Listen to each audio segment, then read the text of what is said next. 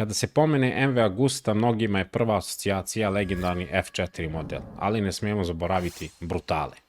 Prva generacija modela Brutale koja se pojavila 2001. godine pod Tamburinijovom rukom postala je jedan od najatraktivnijih naked motocikala u istoriji. Mogli su jednostavno da skinu plastike sa modela F4 i da kažu to je to, ali nisu. Brutale je dobio potpuno samosvojan dizajn od otopljenog prednjeg svetla do savršenog uklopljenog rezervoara i zadnjeg dela. U to vrijeme mnogi su malo čudno gledali na tu prednju svetlosnu grupu, ali upravo je taj, da kažemo, rastopljen izgled postao uzor mnogim narednim naked modelima.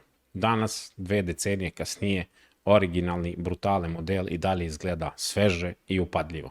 MV Agusta F4 iz 97. godine. Pravo remek delo.